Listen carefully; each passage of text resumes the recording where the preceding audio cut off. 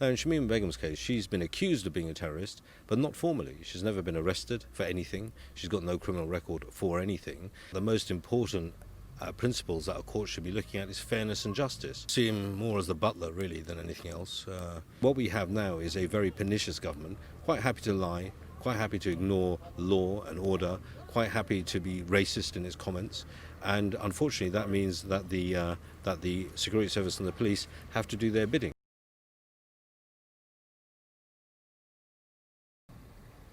London की high court ने एक बहुत बड़ी लैंडमार्क रूलिंग दी है जिसमें यह कहा गया है कि जो ब्रिटिश बॉर्न ब्रिटिश मुस्लिम लड़की शमीमा बेगम जो बरतानिया से सीरिया चली गई थी आज से चंद साल कबल वहाँ जो आईसिस और जो दीगर दहशतगर्द ग्रुप्स हैं उनके साथ लड़ने के लिए, और वहाँ एक जो आईसिस का एक दहशतगर्द था उसके साथ शादी भी कर दी थी। अब बरतानिया की एक जो कोर्ट ऑफ अपील ने जो रूलिंग दी है कि शमीमा बेगम बरतानिया में वापस आ सकती हैं, और ये एक बहुत बड़ी टफ़ लीगल बैटल थी।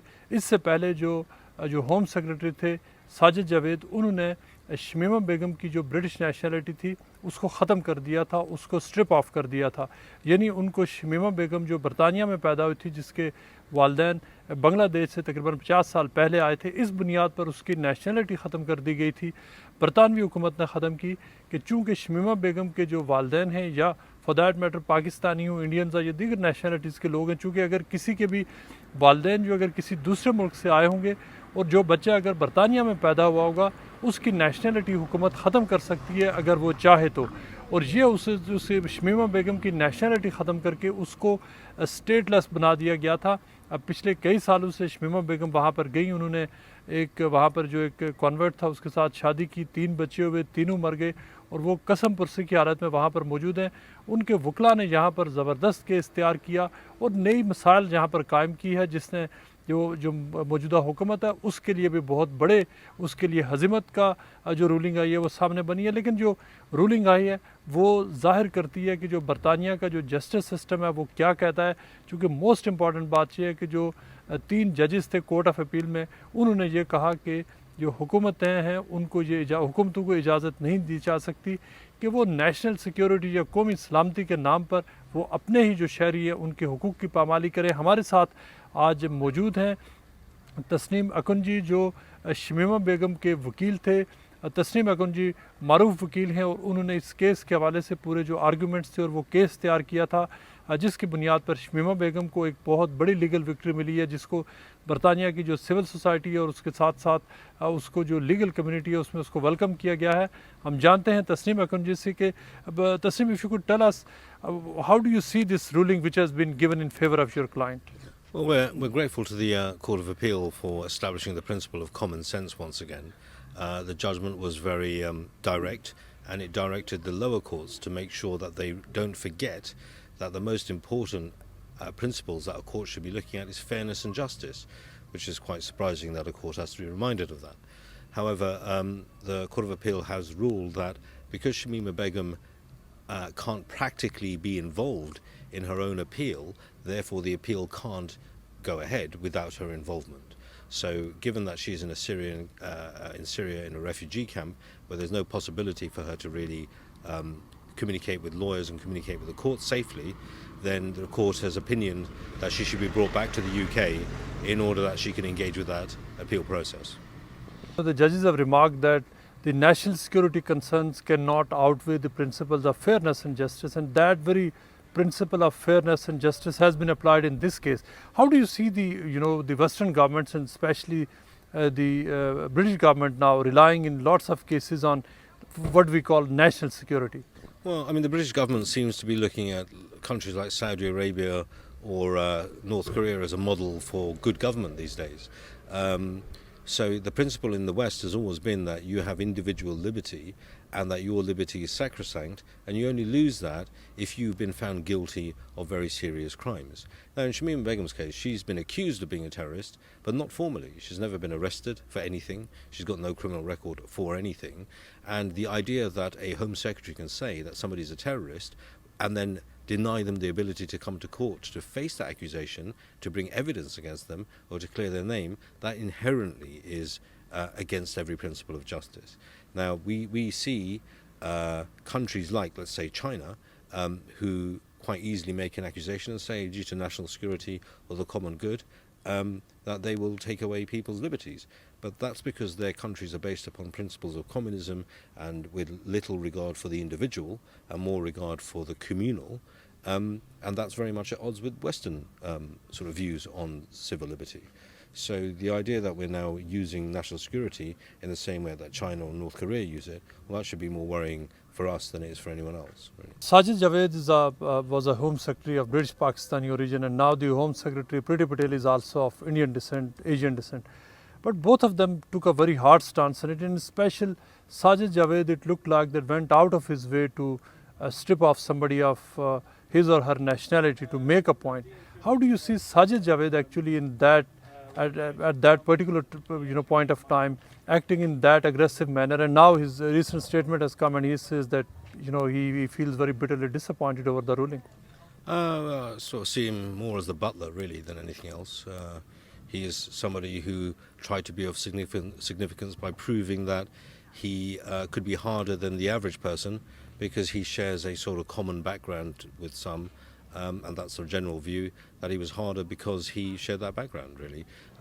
Some people form the view that if it was somebody who's a natural British-born individual who was a Home Secretary, that they wouldn't have taken such a stance because they had nothing to prove. So it's often the way that in terms of historically how Britain has ruled the world in the past, often the worst crimes they've done have been by using the locals to do evil to the locals. And this is just colonialism in Parliament rather than abroad. It must be very challenging at one point. It looked like that there was no hope at one stage because the entire media was against her, the whole government was against her. So, I mean, what was it in your mind that you actually took on this case? So we brought the case using the family as a proxy because nobody could get contact with her. Once the case was established and legal aid lawyers, we were doing this for free on behalf of the family, and so legal aid lawyers were appointed so that they could run the case. It's been very, very difficult. You've seen that I tried to go to Syria and meet her. I managed to get to the camp, but we were blocked from entry. So there was huge hurdles and huge resources put into place to try and actually establish a principle of justice. It doesn't help that the British government has taken such a difficult stance against a principle of justice itself, but the fact is that the family and myself, we have the will to see this through to the end, and I can't see any set of circumstances that will break that will. A specialist immigration tribunal had actually, a court had, which deals with the national security matters, had actually ruled that the Home Secretaries were right in stripping Shamima Begum of her nationality. What happened in that court, in that the whole process, where it was deemed fit that it was right for the Home Secretary to take away her nationality? Well, I mean, as this ruling shows, that court simply didn't consider that justice and fairness were significantly of concern to themselves. That is a scathing thing for a higher court to say of a lower court, that they simply didn't apply, or they forgot maybe, that the purpose of a court is justice and the principal issues of fairness. Now, where frankly I haven't seen a ruling like this before, and that is shocking that the court has been reprimanded in such a way, and rightly so. And at the time we looked at the judgment, and frankly it made no sense to us. It made no legal sense whatsoever that what they had ruled was that Shamima Begum, they accepted, could not effectively deal with the appeal process, but the appeal process will continue to run. It was ridiculous. The role of police and security services here when there were alarming signals, the families of several British girls, including in this case, they went to the police and they informed them that they had probably come across some and monitored some kind of activity, that their daughters were radicalized and that probably they were planning to leave and join ISIS or other fighters in Syria and Turkey. But the police and national security institutions at that time did not act. And while the girls left the country, they later on stripped them off. Well, so four girls left in those circumstances from the same school. To date, only Shamima Begum has had her citizenship stripped. So it makes a mockery of the Home Secretary's decision, because if they were all the same background, all went through the same sort of processes and experiences in Syria, well, why aren't the other three stripped of citizenship as well? And beyond that, we've been dealing with this case for 5 years. From the very beginning, we've been liaising with the security services of this country and the police to say, here are where the girls are you able to give us any assistance with bringing them back should they choose to do so? Now, in fairness to the police, when one girl expressed her view to come back, they didn't stand in our way to try and help her, really. So I'm grateful for that. They didn't give any positive help, but in terms of standing in our way, they did not do that. What we see is a complete change of attitude with this new government. So the police, the security services, they're civil servants, they are people who are tools of government. They have to follow the policymakers. What we have now is a very pernicious government, quite happy to lie, quite happy to ignore law and order, quite happy to be racist in its comments. And unfortunately, that means that the security service and the police have to do their bidding, really. So I don't blame the tools of government for being the tools of government. I blame government for failing to implement good policy and fairness and justice. There are many other British nationals who find themselves in similar situations as your client Shamima Begum. After this ruling, how do you see, how is it going to affect their cases in terms of those who find themselves stateless, stranded in other lands? Well, this judgment simply says that courts must remind themselves of the principle of fairness and justice, and it goes on to say that the special immigration tribunals, their job when they're considering whether somebody should be allowed back or not is to look at the totality of the evidence and to balance that properly with the principles of fairness and justice. And it means that there was a failure here by the lower courts to give that due weight, justice, and also failure to not look at all the evidence. They took a very narrow view of the evidence, and that was frankly wrong. So it doesn't cast open a barn door for everyone to run through and suddenly come back to the UK. Shamima Begum will not be here in the UK in the next few weeks, I would imagine. There's still more process to go. So that is, when people say things like that, it is just creating fear and spin to create public opinion against the court's decision.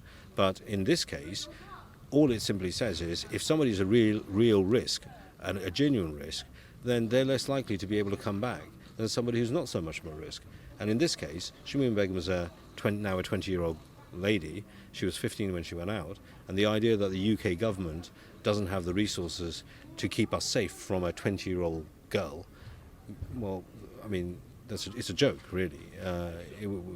The French could invade us tomorrow and take over then, or Putin would just, send in.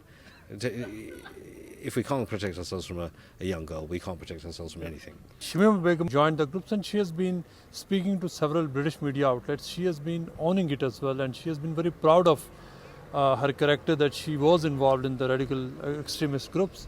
Does she regret now what she has been doing and the ordeal that she has been put through, and she put herself through? Does she realize where she went wrong? Well, I think there's two things there. One is that it is not a matter of fact that she was involved in any actual violence or any positive activity. It is a matter of fact that she went to join a terrorist organization. It's a matter of fact she lived in that context. It's also a matter of fact that her husband was arrested by ISIS and tortured by them as well. So if what we're saying is whatever she says is true, then what she said about it is true, and what she's also said about the fact that she's rejected that is also true. So we have to, if her words are to be given weight, they have to be given equal weight, and so we have to take on board as true from her own mouth that she rejects that ideology and wants to come home and would actually advocate against it, which is what she said. When she comes to the UK, obviously, is your client prepared to face the course of justice in this country? Does she understand that she will be prosecuted, and obviously an independent jury will make a decision on that?